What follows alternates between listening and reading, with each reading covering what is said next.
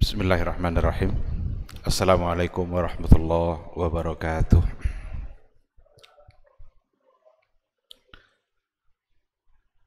Innal hamdalillah nahmaduhu wa nasta'inuhu wa nastaghfiruh wa na'udzu billahi min syururi anfusina wa min sayyiati a'malina may yahdihillahu fala mudhillalah wa may yudlilhu falan tajida lahu waliyyan mursyida. Asyhadu an la ilaha illallah wahdahu la syarikalah wa asyhadu anna Muhammadan abduhu wa rasuluh la nabiyya wa la rasula ba'da. Ikhwati fillah, ma'asyiral hadirin wal hadirat, Bapak-bapak, ibu-ibu yang dimuliakan Allah, mari kita bersyukur pada Allah Subhanahu wa taala pada maghrib yang penuh berkah ini. Alhamdulillah kita kembali dimudahkan oleh Allah Subhanahu wa taala untuk beramal saleh. Mudah-mudahan ibadah maghrib kita diterima, dicatat sebagai amal baik yang bisa memberatkan timbangan kebaikan kita di yaumul mahsyar. Mudah-mudahan hari demi hari catatan kebaikan kita selalu bertambah, yang untuk kemudian nanti kita berharap di yaumul mahsyar kita masuk ke dalam kelompok Ashabul Yamin. Ashabul Yamin itu orang-orang yang catatan amal baiknya mengalahkan timbangan catatan keburukan. Ikhwati fillah, sama-sama kita juga harus bersalawat dan salam untuk Rasulullah sallallahu alaihi wasallam. Allahumma salli ala Muhammad wa ala ali Muhammad. Mudah-mudahan kita benar-benar mencintai beliau. Mudah-mudahan kita benar-benar merindukan Rasulullah sallallahu alaihi wasallam. Mudah-mudahan di yaumul mahsyar kelak kita bisa berjumpa dan kita bisa mendapatkan minuman yang dituangkan langsung oleh Rasulullah sallallahu alaihi wasallam. Karena dalam sebuah hadis dikatakan, kata Rasul, ana faratukum fil haud. Saya nanti tunggu-tunggu kalian di telaga. Ada telaga Rasulullah sallallahu alaihi wasallam, yang di situ ada minuman yang kalau seandainya kita sudah meminumnya, maka untuk di hari mahsyar itu kita tidak akan lagi merasa haus. Kata Rasul, man syariba minhu lam yazma abadan. Kalau siapa yang sudah meminumnya, maka dia tidak lagi akan merasa haus.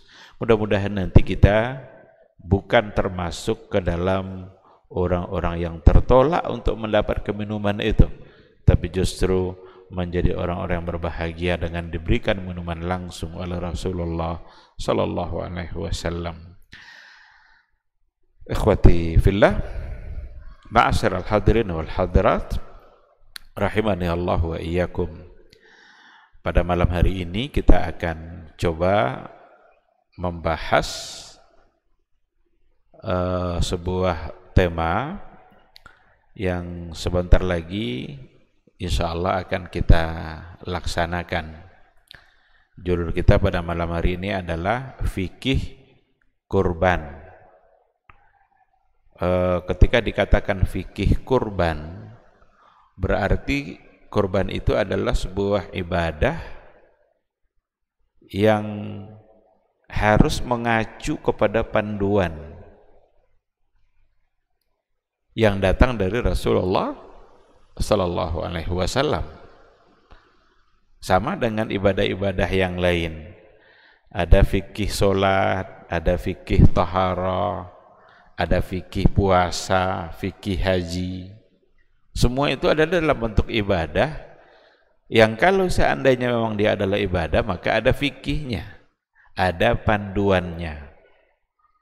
Dan tabiat dari fikih itu biasanya ada hal-hal yang kadang-kadang diperselisihkan oleh para ulama. Nah, bagaimana kita menyikapi kalau seandainya ada terjadi perbedaan di kalangan para ulama? Ulama-ulama juga mengajarkan kita untuk bersikap Apa yang harus kita lakukan?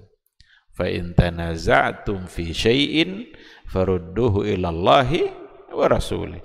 Apabila kalian berselisih tentang perkara, tentang sesuatu, maka kembalikanlah kepada Allah dan kembalikanlah kepada Rasulullah sallallahu alaihi wasallam agar perselisihan kita itu bisa terjawab.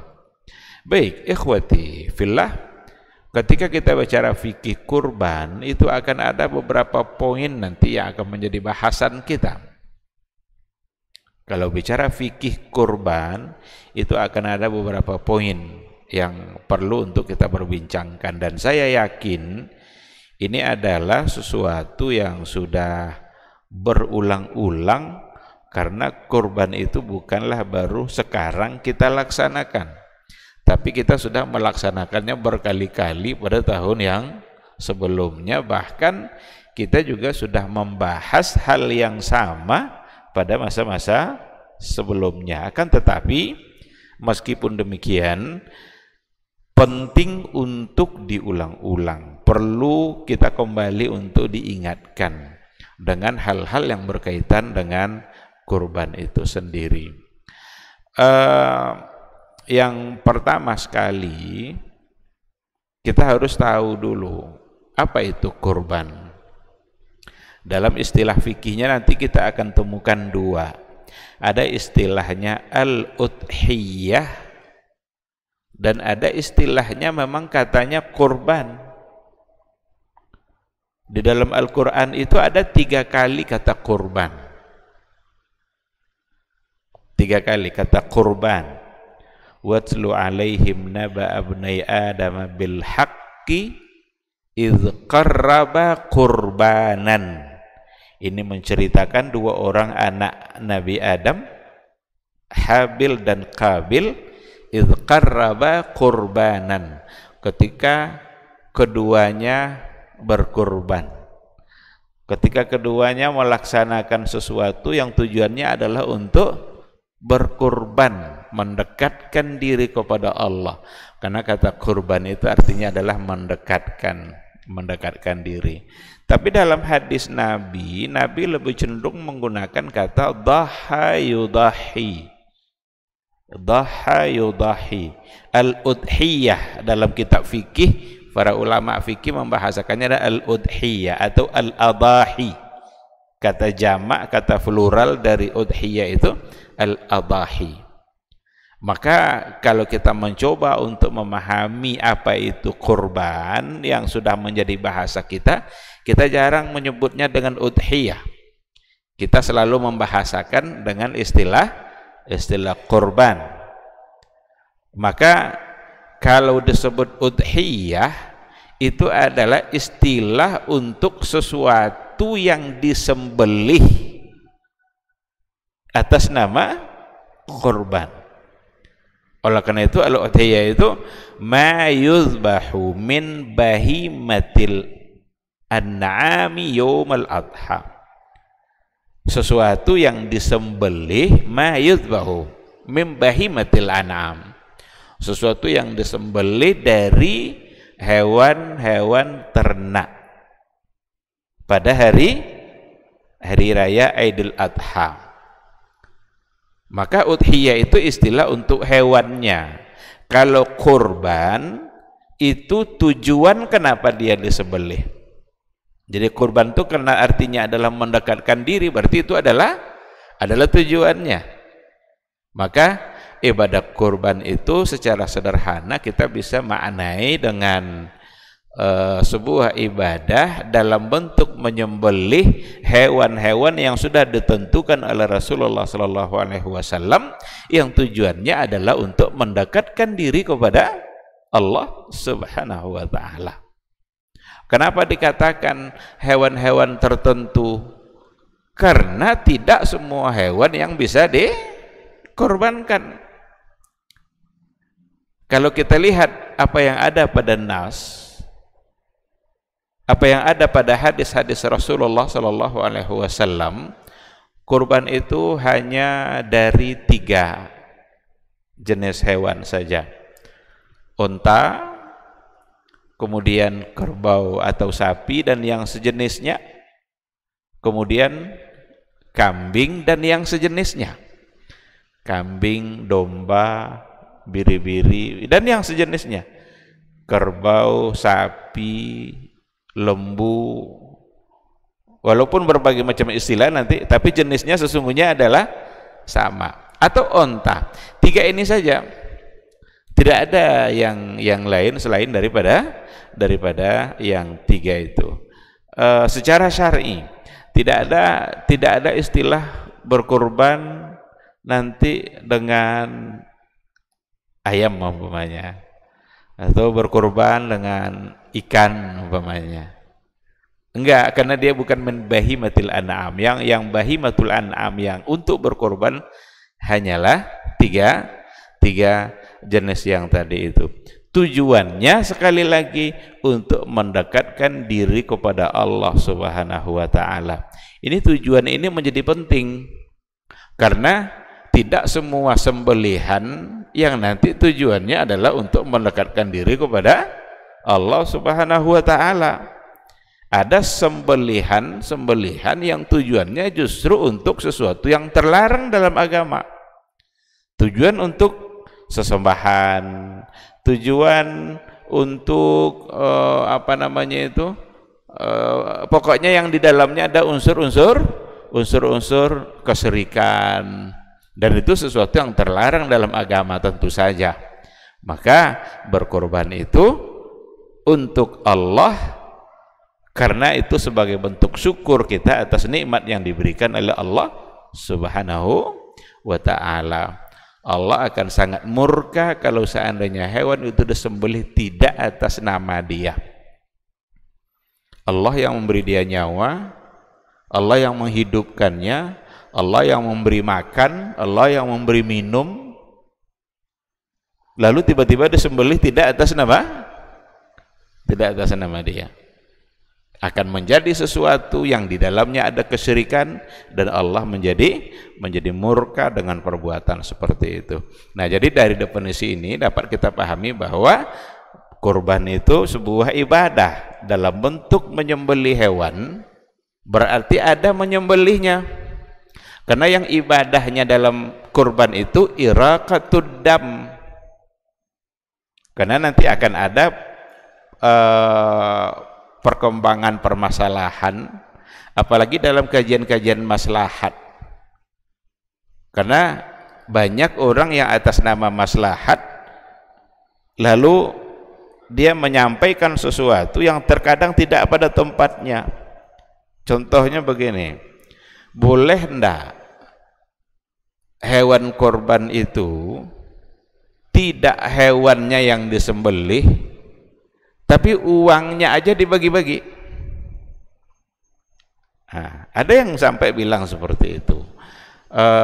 Kan masyarakat ini banyak yang tidak suka kambing nih, banyak yang tidak suka kambing, katanya takut kalau makan daging kambing. Nah, sekarang tidak usah kambing itu disembelih, tapi uang seharga kambing itu aja yang dibagi-bagikan.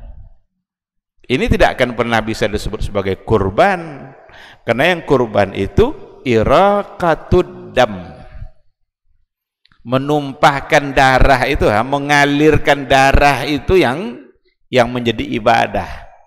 Kita alirkan darah itu atas nama Allah, atas bentuk syukur kita kepada Allah, itu yang ibadah. Jadi kalau tidak ada iraqatud damnya, hanya uang yang dibagi-bagi, ya berarti sedekah. Dia tidak akan disebut sebagai kurban, tapi itu hanyalah at-tasadduq, itu hanya bersedekah biasa. Nah, oleh karena itu apa yang telah ditentukan oleh Rasulullah SAW, bentuknya dan waktunya, maka harus kita ikuti. Bahkan dari segi waktu pun Rasul sudah mengatur. Apa kata Rasul? Barang siapa yang menyembelihnya sebelum sholat, berarti itu bukan ibadah korban. Dia hanya menyembelih biasa dan mensedekahkan dagingnya. Sembelihan juga, tapi kalau dilakukan sebelum sholat, maka berarti tidak disebut sebagai sebagai kurban. Yang menyembelihnya setelah sholat itulah yang ibadah kurban. Begitulah Nabi mengatur amalan-amalan dalam ibadah kurban, dan kita wajib mentaatinya.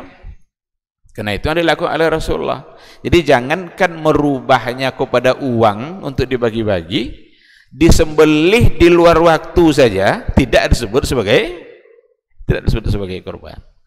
Tapi bisa saja itu sebagai satu kebaikan, karena dia akan bagi-bagikan juga dagingnya, cuma tidak masuk, dia belum berkorban, dia tidak masuk ke dalam ibadah kurban, hanya membagi-bagikan daging dalam bentuk sedekah biasa saja. Baik, poin yang berikutnya, apa hukumnya berkorban itu? Apakah hukumnya wajib ataukah sunnah muakkadah? Dalam hal ini ada dua pandangan para fuqaha. Jumhurul ulama dari kalangan dari mazhab Syafi'i, mazhab Maliki, mazhab Hambali, jumhurul ulama mengatakan bahwa berkorban itu hukumnya adalah sunnatun muakkadah. Sunnah muakkadah, tidak sampai ke tingkat wajib. Jadi hanya sunnah muakkadah. Apa alasan mereka? Alasan mereka adalah hadis-hadis yang datang dari Rasulullah SAW, perintah-perintah yang ada dalam Al-Quranul Karim, yang para jumhur ulama tadi tidak dalam ijtihad mereka mengatakan tidak sampai ke tingkat wajib, walaupun di situ ada perintah. Dan dibuktikan oleh para sahabat juga, di mana mereka agar membuktikan bahwa kurban itu tidak sampai ke tingkat wajib, sekali-kali mereka meninggalkan kurban. Siapa contohnya? Abu Bakar As-Siddiq. Dalam satu ketika dia beli daging itu di pasar 3 kilo saja. 3 kilo itu yang dibagikannya kepada fakir miskin. Lalu ia mengatakan, inilah kurbannya Abu Bakar di tahun ini. Seperti yang disampaikan riwayat itu oleh Imam Syatibi dalam kitab Al-Muwafaqat. Dan juga bukan hanya Abu Bakar, ada di antaranya sahabat yang lain. Kalau nggak salah di antaranya juga adalah Ibnu Abbas. Hanya membeli beberapa kilo daging saja lalu dibagikan, dan dia mengatakan inilah kurbannya Ibnu Abbas di tahun ini. Tujuan dia adalah untuk menyampaikan bahwa kurban tidak sampai ke tingkat wajib. Maka mereka mengatakan hukumnya adalah sunnatun muakkadah, sunnah tapi ditekankan. Tetapi berbeda dengan Abu Hanifah justru yang mengatakan bahwa berkorban itu hukumnya adalah wajibun 'alal qadir, wajib bagi yang mampu. Apa alasannya? Alasannya ya ayat dan hadis yang tadi itu juga, tetapi beliau memaknainya sampai pada hukum wajib. Apa contohnya? Dalam hadis umpamanya ada perkataan Rasulullah SAW, man kana lahu sa'atan walam yudahi fala yaqrabanna musallana. Ini di antara hadis.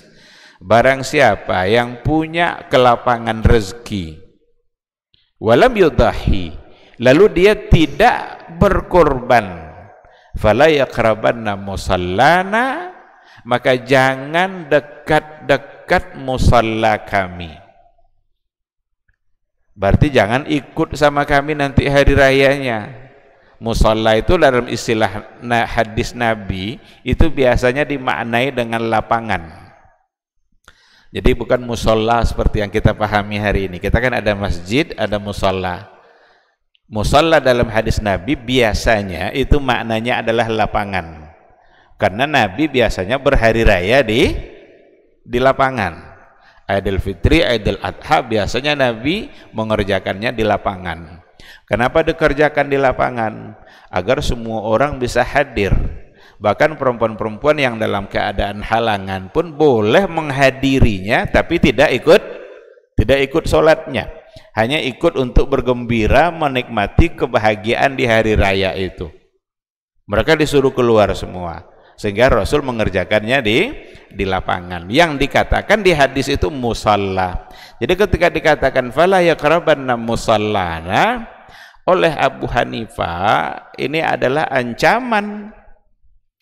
Berarti kalau sampai Nabi mengatakan nggak usah dekat-dekat musalla kami bagi yang tidak berkorban, ini tidak sekedar sunnah berarti kan? Maka dia mengatakan itu hukumnya adalah wajibun, tetapi bagi yang mampu. Karena Nabi sendiri mengatakan man kana lahu sa'ah, barang siapa yang punya kelapangan rezeki. Apa batas kelapangan rezeki itu? Batas kelapangan rezeki itu ya dia mempunyai kebutuhan-kebutuhan dia, dan sisa dari hartanya itu bisa untuk membeli hewan kurban.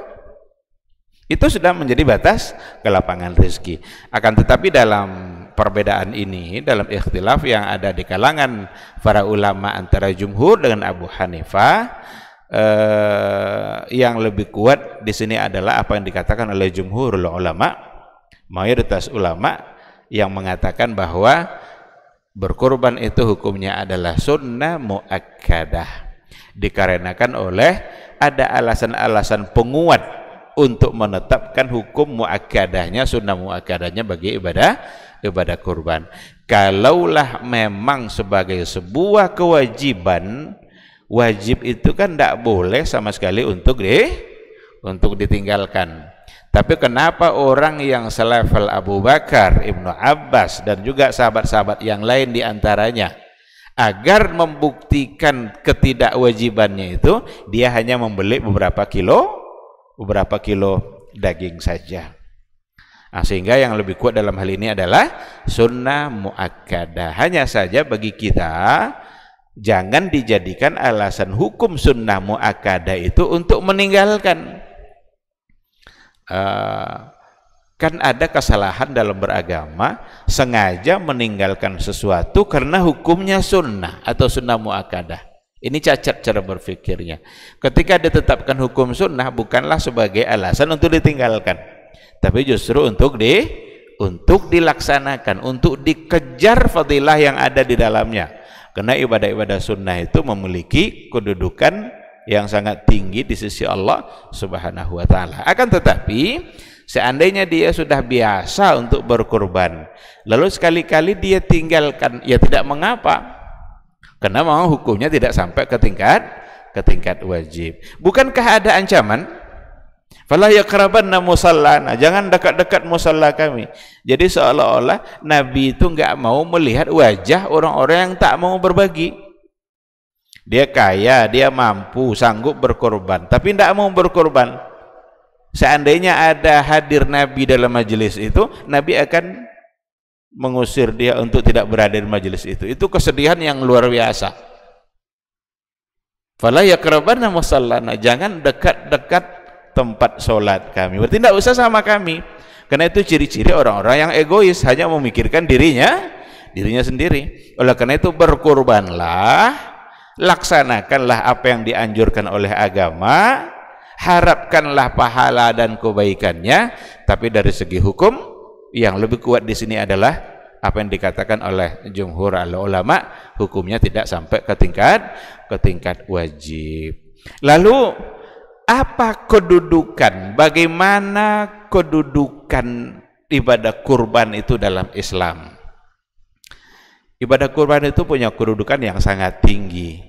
Bahkan kalau kita lihat dalil-dalil yang ada, baik Al-Quran maupun hadis Nabi, itu digandengkan sebutan kurban itu dengan sholat. Apa dalam Al-Quran? Allah Subhanahu wa ta'ala mengatakan, fasalli lirabbika wanhar. Fasalli, salatlah, lirabbik, untuk Rabb kamu, karena Rabb kamu, wanhar, dan berkorbanlah. Berarti sholatlah dan berkorbanlah. Ini menyebut dua berdekatan seperti ini bukan kebetulan dan bukan sekali. Dalam hadis apa kata Rasulullah Shallallahu Alaihi Wasallam mengatakan bahkan malah dalam ayat, inna salati wa nusuki wa mahyaya wa mamati lillahi rabbil alamin. Inna salati wa nusuki, sesungguhnya salatku dan nusukku. Apa makna nusuk? Di antara makna nusuk itu disampaikan oleh para ulama tafsir, ada yang memaknainya nusuk itu dengan ibadah, ada yang memaknai nusuk itu dengan manasik, nusuk manasik, ada yang memaknai nusuk itu dengan azabhu. Azabhu itu apa? Azabhu itu menyembelih, berarti korban. Jadi inna salati wa nusuki, sesungguhnya salatku dan kurbanku, wa mahyaya wa mamati, bahkan hidup dan matiku, lillahi rabbil alamin, untuk Allah Rabb sekalian alam, Rabb alam semesta.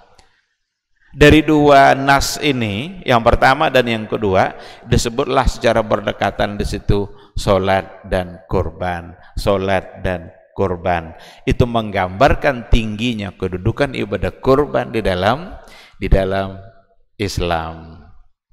Dan lebih rincinya lagi, kemuliaan dan kesempurnaan keimanan kita itu nanti ada pada ketika kita selalu menjaga hablum minallah dan hablum minan nas.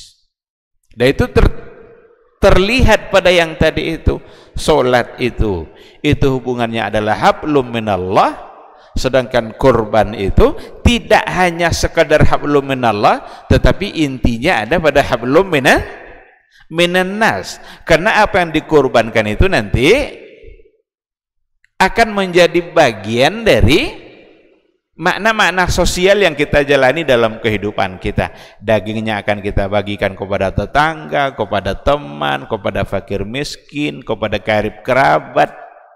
Berarti ada jalinan hubungan sosial kemasyarakatan dalam ibadah kurban. Dan itu menggambarkan bahwa Islam ini memang adalah sebuah agama yang memang selalu berbagi. Islam ini satu agama yang selalu ingin tidak maunya sendiri, tidak menang sendiri, tidak ingin mendapatkan secara sendiri, tapi ingin berbagi, menunjukkan kepeduliannya kepada orang lain. Dan kalau kita lihat antara Idul Fitri dan Idul Adha, kalau kita lihat Idul Fitri dan Idul Adha, ada dua makna yang tadi itu.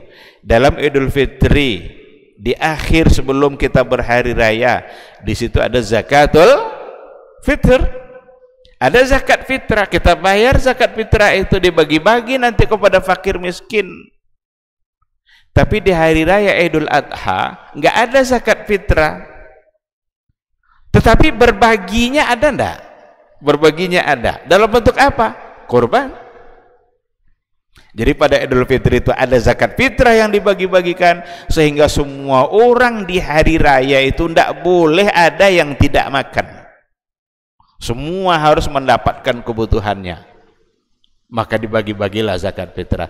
Di hari raya Idul Adha, walaupun zakat fitrah tidak ada, tapi mereka dikayakan oleh daging kurban, sehingga semua mereka di hari itu mendapatkan semua yang dibutuhkannya untuk dimakan. Ini sisi-sisi keindahan dalam Islam yang sudah diatur oleh agama, oleh Allah Subhanahu wa taala melalui Rasulullah sallallahu alaihi wasallam. Ikhwati fillah, ada ayat yang lain juga yang menunjukkan kedudukan yang disebut oleh Allah Subhanahu wa taala, wa likulli ummatin ja'alna mansakan liyazkuru smallahi ala ma razaqahum min bahimatil an'am. Likulli ummatin, bagi setiap umat itu, ja'alna mansakan, kami jadikan bagi mereka itu mansakan. Mansak itu sama dari kata nusuk tadi itu. Nusuk, mansak, manasik. Untuk apa? Liyazkuru smallah, supaya mereka berzikir mengingat Allah ala ma razaqahum min bahimatil an'am, terhadap apa yang telah diberikan rezeki mereka itu oleh Allah, min bahimatil an'am, dari hewan-hewan ternak. Maka berkurban itu sebagai sebuah ketentuan agama yang langsung datang dari Allah Subhanahu wa taala, liyadhkuru smallah ala ma razaqahum, agar mereka ingat dengan yang memberikan rezeki ternak itu. Siapa yang memberi rezeki ternak? Yang memberi rezeki itu adalah Allah Subhanahu wa taala. Siapa yang memberikan dia rezeki uang? Adalah Allah, untuk kemudian dia berikan dia belikan hewan ternak untuk disembelih. Lagi-lagi di sini ada kata mim bahimatil an'am, hewan-hewan ternak. Baik, ikhwati fillah. Kemudian pada poin berikutnya, apa hikmah dan maqasidnya? Kurban itu sebagai sebuah ibadah, ada maqasidnya, ada hikmahnya. Maqasidul kurban. Ada beberapa poin, kita ambil beberapa hal saja agar poin-poin di bawah nanti bisa kita sampaikan. Yang pertama sekali tujuannya adalah at-ta'abbud lillahi bi infadhi ma syara'ah, beribadah. Jadi kurban itu tujuan pertamanya adalah at-ta'abbud lillah, beribadah kepada Allah, bi infadhi ma syara'ahu, dengan cara melaksanakan apa yang telah disyariatkannya. Oleh karena itu kurban itu sebagai sebuah ibadah. Maka karena dia adalah ibadah, maka benar-benar harus lillah, benar-benar harus karena Allah, karena dia adalah ibadah. Sebagaimana ibadah-ibadah yang lain, tidak boleh kita berikan kepada selain Allah, tidak boleh kita laksanakan atas nama selain Allah. Begitu juga dengan kurban. Bi'infadhi masyara, dengan melaksanakan apa yang telah disyariatkannya. Apakah berarti kita sedang menyakiti hewan? Karena ada orang dikasihan lah dengan hewan ini, kok disembelih-sembelih begini. Enggak, kita tidak sedang menyakiti hewan, karena hewan itu memang diciptakan untuk itu. Sesuatu yang kalau sudah diciptakan untuk itu dan Allah memerintahkannya, maka tidak lagi menjadi sesuatu yang salah. Kalau ada hewan lewat di jalan tuh, kita potong begitu aja karena kita marah, salah kita. Karena tidak pada tempatnya. Tapi ketika ibadah kurban, yang dilakukan adalah hal yang sama. Dia menjadi satu ibadah, maka at-ta'abbud lillah. Dulu ada pada masa Umar bin Al-Khattab seorang pemuda yang menyembelih unta orang lain, tapi bukan atas nama kurban, bukan atas nama ibadah, bukan atas nama apa-apa. Yang akhirnya pemilik unta itu menuntut yang menyembelih, membunuh orang yang menyembelih tadi, karena itu dianggap sebagai sebuah kesalahan, yang pada akhirnya dihukum pula orang yang membunuh orang yang menyembelih tadi dengan qisas, walaupun pada akhirnya qisas itu tidak terjadi dalam kisah itu, karena dimaafkan oleh pemiliknya. Tapi yang ingin saya katakan adalah ketika perbuatan yang sama dilakukan tidak pada tempatnya, ia akan menjadi satu kesalahan. Tapi kalau dilakukan pada tempatnya, pada waktunya, sesuai dengan ketentuan, maka ia akan menjadi sebuah ibadah. Jadi yang pertama sekali, at-ta'abbud lillah, beribadah. Dan sesungguhnya yang kita harapkan dari sembelihan itu adalah balasan dari Allah Subhanahu wa ta'ala. Karena yang akan sampai kepada Allah itu kan bukan dagingnya, juga bukan darahnya. Itu kata ayat. Apa kata Allah? La yanalallaha luhumuha wala dima'uha walakin yanaluhu taqwa minkum. Yang akan sampai kepada Allah itu bukan dagingnya, bukan darahnya.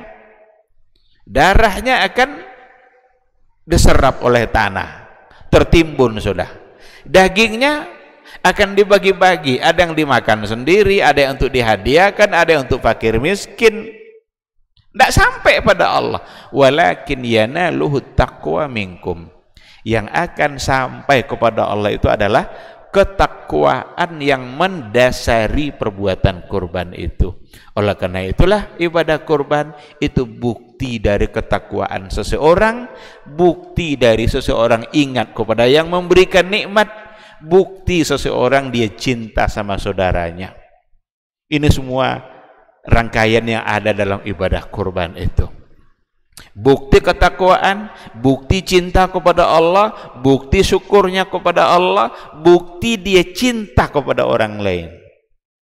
Maka wajarlah Nabi ingin mengusir orang-orang yang mampu berkorban tapi dia tidak berkorban, karena seolah-olah dia ingin hidup sendiri, dia tidak ingin berbagi, dia hanya ingin menikmati sendiri apa yang diberikan oleh Allah Subhanahu wa ta'ala. Jadi yang pertama sekali, at-ta'abbud lillah, beribadah kepada Allah.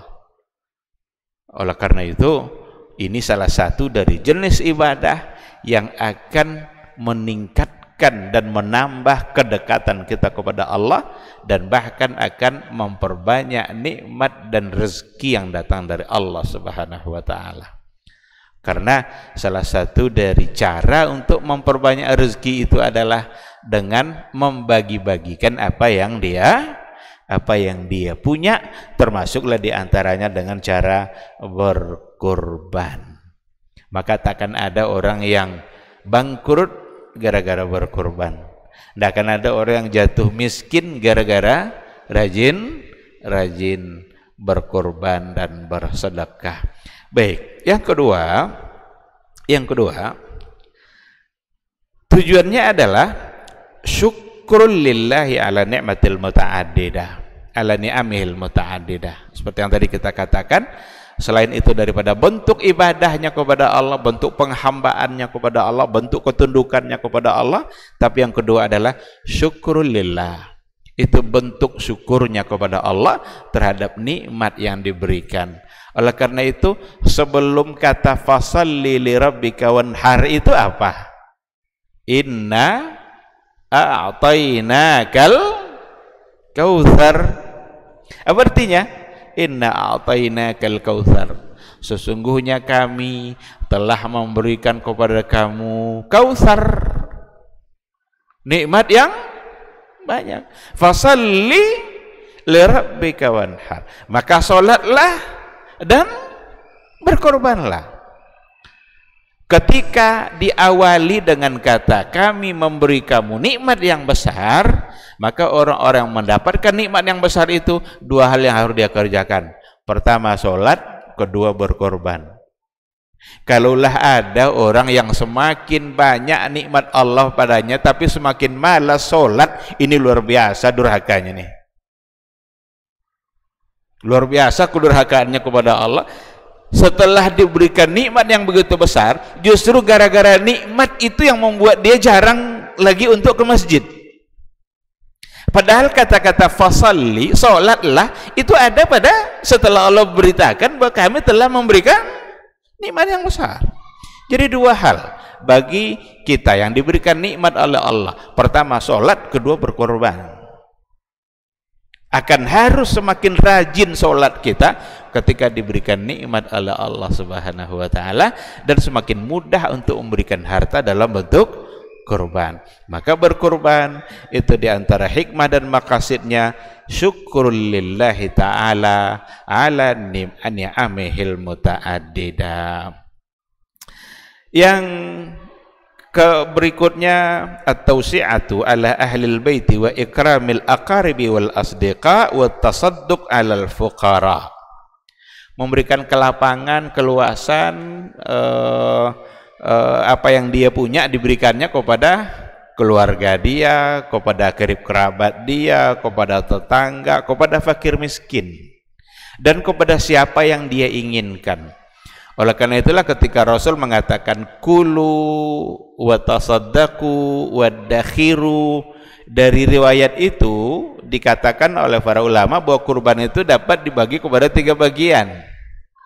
Ada yang untuk dia, ada yang untuk karib kerabat atau teman yang ingin diberikannya hadiah, kemudian wa tasaddaqu, ada yang untuk disedekahkan. Kalau bahasa sedekah itu biasanya untuk fakir miskin. Tapi kalau untuk orang-orang yang bukan fakir miskin, barangkali bahasanya tidak sedekah, maka ada yang mengatakan hadiah, boleh diberikan.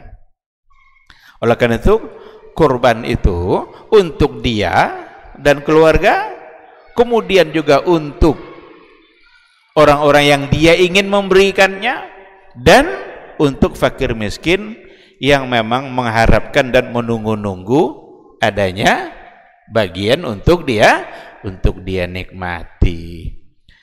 Maka itu sebenarnya yang menjadi landasan. Karena ada orang bagi sepertiga gitu ya, sepertiga, walaupun sebenarnya tidak mesti dalam bentuk sepertiga. Artinya sepertiganya itu persis sepertiganya gitu, enggak, tapi ada bagian-bagian untuk orang yang tadi itu. Seandainya dia ingin memberikan kepada orang semuanya, enggak ada untuk dia, ya udah enggak apa-apa juga. Karena ada orang yang berkorban lalu dia tidak menginginkan dari daging itu, dia ingin itu untuk orang semua, bolehkah? Ya boleh, enggak apa-apa. Karena enggak juga wajib harus ada yang dia nikmati. Tapi berdasarkan kepada hadis tentu lebih baik. Karena Rasul sendiri bilang kulu, makanlah, wa tasaddaqu, sedekahkanlah, wa dakhiru, selain yang dimakan oleh pribadi dia tadi sama keluarga, boleh disimpan atau simpan nanti berikan kepada orang-orang yang dia ingin berikan dalam bentuk hadiah. Nah, jadi itu tujuan dari ibadah kurban. Yang berikutnya musyarakatu ahlil buldan hujjaj baitillah fi ba'd sya'airil hajj. Agar kita-kita yang tidak berhaji ini, orang-orang yang tidak berhaji, dia berkesempatan untuk melakukan sebahagian dari syiar-syiar yang dilakukan ketika mereka berhaji. Apa di antara syiar yang dilakukan oleh jemaah haji? Itu diantaranya adalah menyembelih hewan. Ada namanya hadiyut tamattu'. Kalau orang yang hajinya haji tamattu', maka dia harus menyembelih hewan. Itu diantara syiar. Kita yang tidak berhaji ini tidak bisa mengerjakan itu karena kita tidak haji, tapi diganti oleh Allah. Diganti dalam bentuk apa? Berkurban pula lah kalian. Jadi dikerjakan pada hari yang baik dan hari yang Al-Hajjul Akbar itu adalah pada hari nahar. Al-Hajjul Akbar itu pada hari nahar, di mana hari itulah hari di mana disembelihnya hewan hadiyu tadi itu. Hari itu awal menyembelih, walaupun boleh disembelih pada hari yang berikutnya. Dan Yaumul Hajjil Akbar itu ada pada 10 Zulhijjah, di mana di kita atau selain yang berhaji, mereka mengerjakan sholat Idul Adha. Tapi orang yang berhaji kan dia tidak mengerjakan sholat hari raya kan, karena mereka mengerjakan amal-amal yang lain. Nah, oleh karena itu Musyarakatu ahlul burah ini menjadi penting, artinya diajak bersama-sama untuk menghidupkan syiar. Menghidupkan syiar, mereka yang berhaji diatur pula oleh Allah dan Rasulnya apa yang harus mereka kerjakan, kita yang tidak berhaji juga diatur apa yang harus kita kerjakan. Bahkan itu juga lah diantara ilatnya oleh para ulama mengatakan kenapa orang-orang yang berniat untuk berkorban mulai dari 1 Zulhijjah, iza ahalla hilala Zulhijjah wa arada ahadukum ayyudahi fala ya'khudhu syai'an min sya'rihi wa azafirihi. Apabila sudah masuk bulan Zulhijjah dan di antara kalian ada yang berniat untuk berkorban, maka hendaklah dia untuk tidak mengambil, memotong kukunya dan memotong rambutnya. Dilarang. Ada sunnahnya. Jadi siapa yang sudah berniat berkorban, nanti kalau sudah masuk 1 Zulhijjah, berdasarkan kepada hadis tadi riwayat Imam Muslim, dan hadisnya adalah hadis yang sahih, ada satu sunnah, nggak usah potong lagi rambutnya, kukunya, dan nggak usah lagi cukur rambut. Rambut itu mencakup rambut kepala, kumis, bulu ketiaknya, apa yang ada pada badan dia. Apa kata Imam Nawawi di antaranya? Itu untuk mengambil syiar yang tadi itu. Karena orang-orang berhaji kalau mereka sudah ihram, mereka sudah berihram dari mikatnya, maka tidak boleh lagi mereka, salah satu dari larangan kan potong kuku, potong rambut gitu. Tapi itu memang tidak sampai ke tingkat wajib. Bagaimana kalau seandainya dia potong rambutnya? Ya udah, berarti dia tidak mendapatkan sunnahnya. Jangan pula nanti jadi alasan dia udah berniat nih, tapi karena hari ketiga dia potong kuku, aduh saya nggak jadilah berkorban. Kenapa? Terlanjur potong kuku. Ini nyari-nyari alasan tidak mau berkorban nih kalau gini nih. Tidak boleh jadikan alasan. Kalau memang dia sudah terlanjur potong, udah lanjut saja kurbannya. Tapi sebaiknya dia untuk menyempurnakan pahalanya, dia laksanakan apa yang diajarkan oleh Rasulullah Shallallahu Alaihi Wasallam. Kapan baru dia potong? Nanti ketika dia sholat, kemudian hewannya juga sudah dipotong. Bagaimana kalau hari raya haji pas mau sholat itu kumisnya panjang-panjang ini? Tidak apa-apa, karena itu sedang mengerjakan perintah Rasul. Jadi kalau sedang mengerjakan perintah itu, kita tidak lagi memikirkan yang tadi itu, nanti penampilan kita jadi tidak baik, kumis kita jadi panjang, kuku juga panjang, padahal kuku diminta untuk dipotong. Karena Allah yang memerintahkan, jangan pernah ragu, kerjakan, berarti tidak mengapa. Sama dengan apa, kan kita tidak boleh sujud kepada selain Allah kan? Harus sujud itu hanya kepada Allah. Tapi kenapa Allah suruh iblis sujud pada Adam? Padahal Adam adalah manusia. Karena ini perintah Allah, ya wajib dilaksanakan. Kalau tidak dilaksanakan, maka jadilah iblis orang yang terlaknat. Karena tidak mau mengerjakan perintah Allah. Nah, jadi karena Allah yang memerintahkan, maka kita tinggal, dan Rasulnya, maka kita tinggal mentaatinya tanpa mencoba untuk mencari-cari alasan. Meskipun ada hal-hal yang barangkali kurang kita suka, disitulah nanti pahalanya. Baik, yang berikutnya, ihya sunnati Ibrahim. Kurban itu juga menghidupkan sunnahnya Nabi Ibrahim. Berkurban itu ternyata bukan adanya pada masa Nabi Muhammad SAW, tapi sudah mulai ada dulu pada masa Nabi Ibrahim alaihissalam. Tapi ketika diperintahkan menyembelih Ismail, Allah tidak pernah menginginkan agar Ismail itu disembelih, tapi Allah hanya ingin menguji keimanannya Nabi Ibrahim. Jadi kurban itu ujian iman juga itu. Digantilah Ismail itu dengan wa fadainahu bidzibhin azim. Baik ikhwati fillah, karena waktu Isya sudah masuk, kita akan jawab dulu suara azan.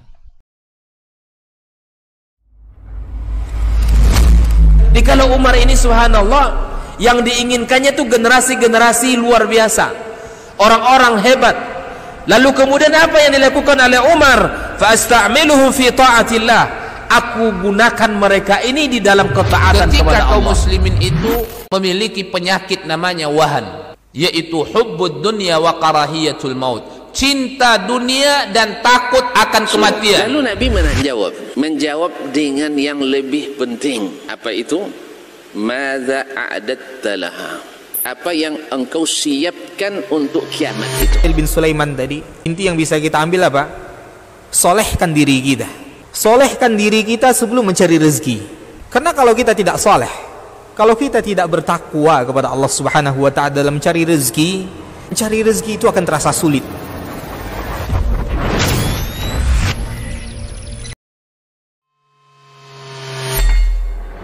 Di para sahabat itu, kaum muslimin, yang terbayang bagi mereka itu adalah infak. Yang terbayang bagi mereka adalah sebuah kebahagiaan, keselamatan di akhirat yang kekal dan abadi di sisi Allah Tabaraka wa Ta'ala. Semua kita boleh klaim sekarang. Kamu cinta Nabi? Cinta Ustaz. Cinta Nabi? Cinta Ustaz. Termasuk saya. Cinta Nabi? Cinta. Kapan tahunya? Besok di akhirat. Maka apa kata Nabi sallallahu alaihi wasallam? Amalur rajuli biyadihi. Penghasilan yang terbaik adalah pekerjaan yang dilakukan oleh seseorang dengan tangannya sendiri. Wa kullu bai'in mabrur. Dan setiap jual beli yang mabrur. Ini aktivitas ini membantu saya di akhirat atau akan menyulitkan saya di akhirat? Kalau seandainya perbuatan itu ternyata akan menyulitkan kita di akhirat kelak, tinggalkan perbuatan itu.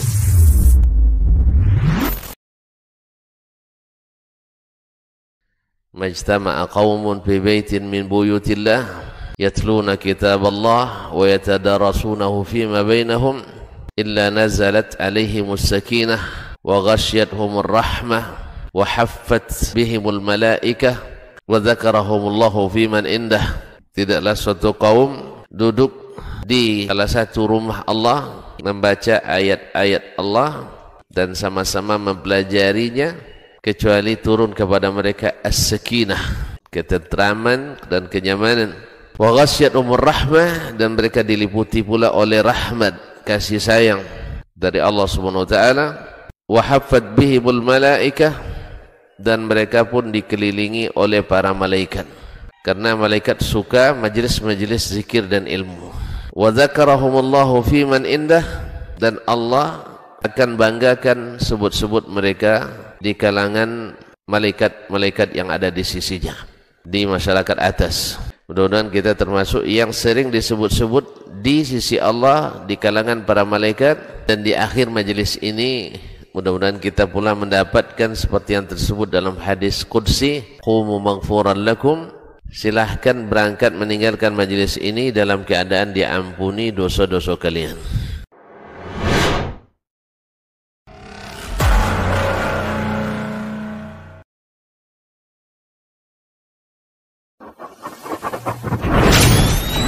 Robbani, merajut ilmu dan peradaban.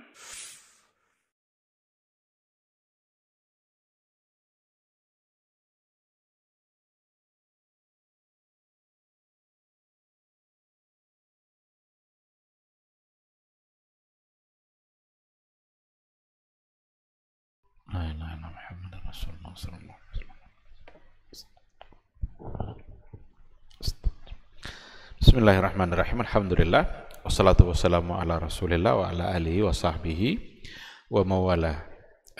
Ikhwati fillah, kita lanjutkan sedikit materi kita.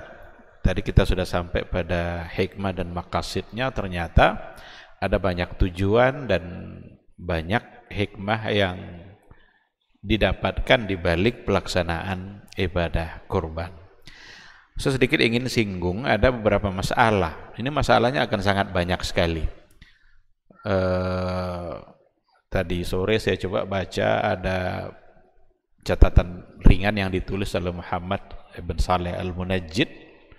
Judulnya 67 masalah dalam kurban. Nah, judulnya 67 masalah. Berarti di dalamnya ada banyak masalah fikih.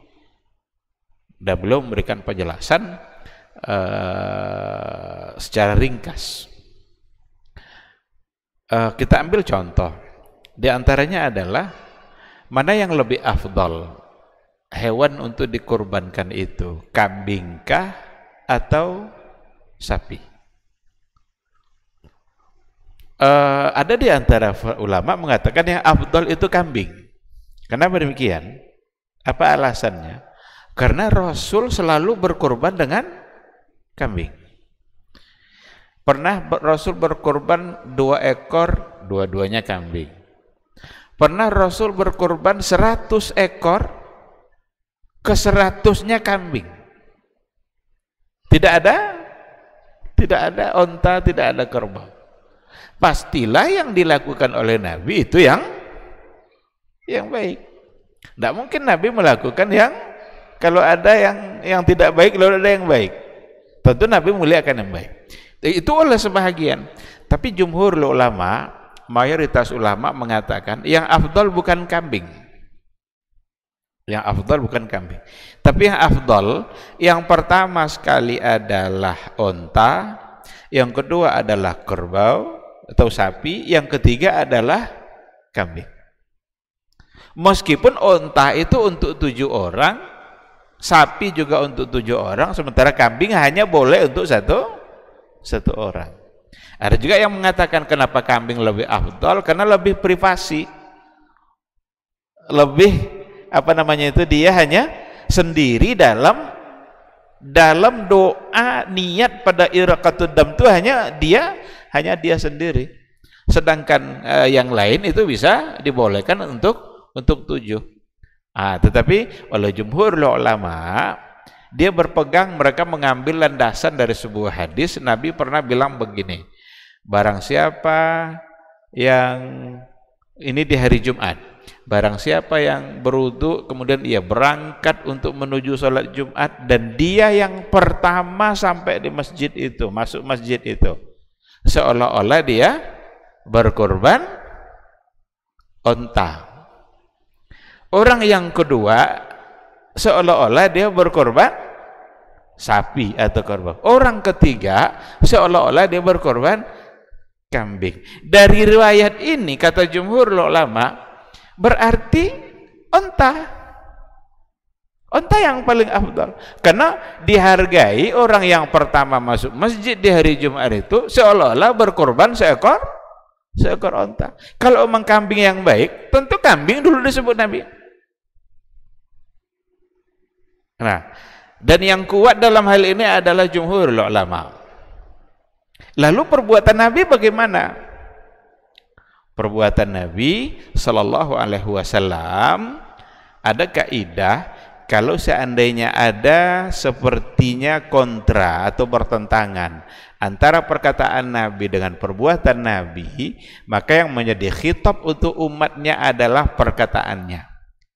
Adapun perbuatan Nabi bisa saja itu min khususiyatir Rasul, bisa saja merupakan kekhususan untuk Nabi. Karena ada hal-hal yang kalau kita lihat riwayatnya memang bisa bertentangan. Nabi bilang begini tapi yang dia lakukan, berarti kalau berbeda, bertentangan, yang jadi sandaran kita itu yang qaul, yang perkataan, karena itu yang khitab, itu yang ditujukan ke umat. Sedangkan perbuatan Nabi bisa saja itu hanya untuk dia. Apa contoh yang lain? Nabi mengatakan tidak boleh nikah lebih dari 4. Tapi Nabi sendiri, berarti bertentangan antara perbuatan dengan perkataan. Kalau bertentangan, yang untuk kita itu perkataan, sedangkan yang perbuatan bisa saja itu adalah kekhususan untuk Rasulullah sallallahu alaihi wasallam. Nah, jadi kalau mau tahu mana yang lebih afdal, maka adalah urutannya yang tadi itu. Kenapa unta? Karena tentu saja dagingnya akan lebih banyak. Mana yang lebih banyak, daging kambing 1 ekor dengan unta dibagi 7, atau sapi kerbau dibagi 7 dengan 1 ekor kambing? Nanti kan berimbas kepada pembagian atau kepada apa yang diberikan kepada masyarakat, mereka lebih banyak untuk mendapatkannya. Itu di antara masalah yang dibahas. Juga dibahas pada catatan ringan yang tadi itu, bagaimana hukumnya berkorban bagi yang sudah meninggal. Berkorban bagi yang sudah meninggal. Ini nanti ada beberapa kemungkinan mengikutkan orang meninggal dalam niat kita, atau berkorban secara tersendiri untuk yang meninggal. Kalau berkorban membawa niat orang sudah meninggal, itu tidak ada persoalan. Ulama bisa mengatakan itu boleh, karena Nabi sendiri dalam diantara korbannya itu ada yang diantara dia belum pernah berkorban 2 ekor. Yang pertama dia bilang, ini adalah untuk saya dan untuk keluarga saya. Lalu ada lagi niat Nabi, ini adalah untuk saya dan untuk umatku yang tak sanggup berkorban. Berarti di antara umat Nabi ada yang masih hidup, ada yang sudah meninggal, yang jika mereka tidak berkorban, mereka masuk dalam apa yang diniatkan oleh Rasulullah Sallallahu Alaihi Wasallam. Oleh karena itu, kalau umpamanya kita berkorban, lalu kita bawa dalam niat korban kita itu orang tua kita yang sudah meninggal, dia bisa mendapatkan pahalanya, karena niat baik kita dan membawa niat itu orang lain yang sudah meninggal. Bagaimana dengan kalau seandainya berkorban secara tersendiri untuk yang sudah meninggal? Banyak di antara ulama yang mengatakan itu juga sesuatu yang dibolehkan, karena dikiaskan kepada bersedekah yang dibolehkan juga untuk orang yang sudah meninggal. Jadi seorang anak boleh dia bersedekah, mensedekahkan hartanya atas nama orang tuanya. Dan kurban itu adalah jenis sedekah yang paling baik. Karena ada iraqatud damnya, ada membagikan hartanya. Kalau sedekah memberi uang, hanya memberikan uang saja, tidak ada iraqatud damnya. Maka ada sebagian yang membolehkan, tetapi tidak menjadi satu yang disepakati. Kata Syekhul Islam mengatakan, seandainya dia mensedekahkan uang yang seharga kambing tadi, umpamanya dia ingin berniat kurban nih, tapi sekarang uang yang seharga kambing itu dia sedekahkan atas nama orang tua dia yang sudah meninggal, itu lebih baik menurut sebagian, termasuk diantaranya Syekhul Islam Ibn Taimiyah. Kenapa itu dia katakan? Li'anna, karena sesungguhnya al-udhiyata anil mayyit, berkurban atas nama mayit itu lam yakun ma'rufan indas salaf, sesuatu yang tidak dikenal pada generasi salaf dulu. Jadi pada masa dulu, ternyata pada masa sahabat tidak dikenal adanya orang yang sengaja berkurban tersendiri atas nama. Tetapi sebagian yang lain tadi membolehkan karena mengambil pada sedekah tadi itu. Sedangkan kurban itu intinya juga adalah sedekah, memberikan sesuatu kepada orang lain. Berarti dalam hal ini ada dua pandangan, antara yang mengatakan boleh dengan dikiaskan kepada sedekah secara umum, tetapi ada sebagian lain yang lebih berhati-hati karena itu tidak dikenal dulu di kalangan para salaf dulu hal yang seperti itu, sehingga lebih baik dia untuk uang yang seharga tadi itu saja dia sedekahkan atas nama orang tuanya, akan menjadi lebih baik karena dilihat dari segi landasan dan dalil itu lebih jelas landasannya. Bagaimanapun ini adalah persoalan yang diperselisihkan dan masing-masing mereka punya dalil yang ada. Terakhir ada lagi, kita ambil contoh masalah yang dibahas, dilarang untuk memberikan upah kepada tukang jagalnya, kepada tukang sembelihnya dari korban itu sendiri. Jadi perlu dipahami baik-baik, bukan berarti nggak boleh dia diberikan upah, tapi nggak boleh diberikan upah dari yang dikerjakannya. Umpamanya paha yang satu ini upah untuk yang menyembelih, berarti tidak boleh. Dia nggak boleh dijadikan upah, tapi boleh diberikan upah dari yang lain. Karena kata Ali bin Abi Thalib, wa nahnu na'khudhu min indina. Jadi Rasul kan menyuruh Ali untuk apa? Menyelesaikan korban sisa yang belum disembelih tadi. Lalu kata Rasul, jangan diberikan upah bagi yang menyembelihnya itu. Lalu kata Ali, wa nahnu na'khudhu min indina. Kami ambil dari sisi kami. Berarti boleh diberikan upah, tapi jangan dari daging. Kenapa tidak boleh? Karena daging ini sudah disembelih atas nama Allah, maka gunakanlah atas nama Allah juga. Jangan lagi mengambil keuntungan dunia kita dari apa yang kita serahkan kepada Allah. Ini juga adalah alasan tidak boleh dijual kulitnya, tidak boleh dijual tanduknya. Kan kita sudah sembelih atas nama Allah, masa mau dijual lagi? Jual itu kan berarti mengambil keuntungan dunia kita dari yang sudah kita sembelih atas nama Allah. Udah, jadikan itu milik Allah, bagikan. Miliki, simpan, sedekah, hadiahkan, kemudian dibagikan. Ada orang bilang, kan banyak orang tidak mau kulitnya Ustaz. Nanti mubazir. Itu alasan tidak bisa diterima. Kenapa demikian? Orang beli aja mau, apalagi dikasih. Jadi alasan banyak orang tidak mau itu tidak bisa. Beli aja mau dia kan. Nah, oleh karena itu, karena ada larangannya, berarti jangan kita lakukan. Jadi tidak boleh diperjualbelikan, dan juga tidak boleh dijadikan itu sebagai upahnya. Kalau mau memberi, ambil dari yang lain. Bagaimana caranya? Mungkin yang berkorban menyediakan uang lain. Ini untuk korbannya. Ini yang 100.000 nih untuk upah. Silahkan. Berarti tidak mengambil dari atau karena ini program masjid, barangkali mungkin diambil dari uang atau dari kas masjid. Kalau memang mau seperti itu, yang jelas jangan diambil dari apa yang dikorbankan.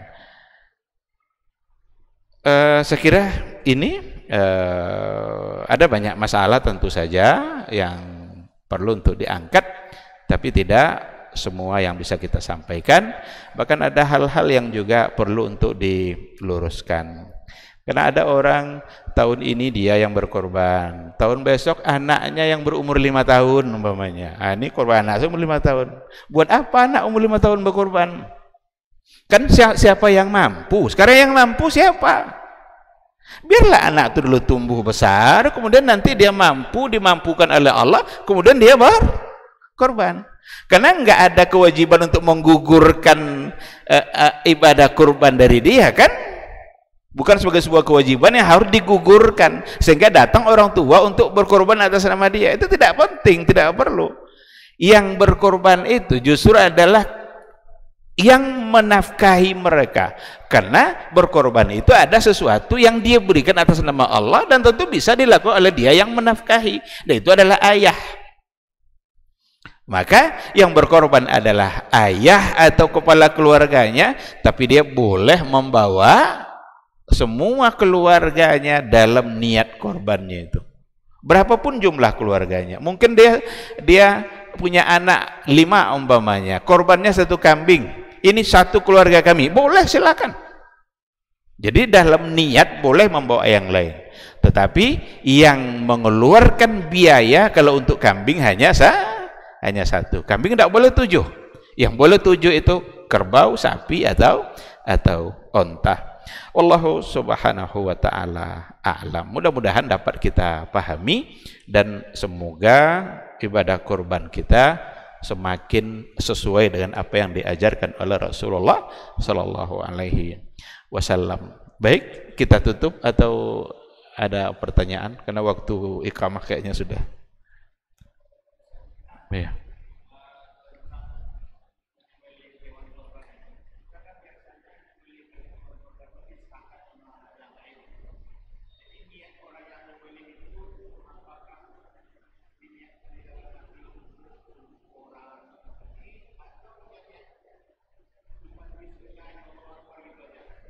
Ya, Baik.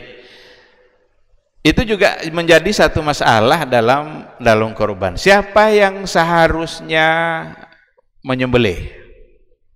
Yang paling afdal yang menyembelih itu adalah dia yang berkorban. Itu yang paling afdal. Kalau seandainya di antara 7 orang satu kelompok ini ada satu yang dia bisa langsung menyembelih, dia yang menyembelih karena korban-korban dia. Tetapi kalau seandainya tidak ada yang bisa, karena menyembelih sapi itu tidak juga mudah, perlu kekuatan fisik dan perlu juga kekuatan mental. Nanti berdiri lagi sapi itu nanti udah tumbang dia berdiri lagi. Kalau dia tidak bisa, maka boleh diwakilkan. Dan dalilnya yang tadi itu, Rasul menyembelih sampai 60 atau 63, tapi karena Nabi udah capek kan, 63 ekor itu kan banyak tuh. Kata Rasul, Ali lanjutkan sembelihan nih, kata Rasul. Tidak dilanjutkan Nabi, berarti Ali mewakili Rasul. Hadis ini dikatakan oleh para ulama, diistimbatkan boleh diwakilkan. Yang mewakilkan itu ketika dia menyembelih, dia harus meniatkan sembelihan untuk dia yang berkorban. Oleh karena itulah sebelum disembelih itu, yang menyembelih harus tahu ini yang 7 orang ini siapa. Maka ada baiknya kalau ditengoknya nama orang itu. Kita kalau siapa yang pernah menghadiri sembelihan di Mina itu kan tidak ada kita nyembelih kan, orang semua yang nyembelih itu, dan tidak mungkin juga kita menyembelih. Tapi di leher onta ini dikalungkan 7 nama tadi itu.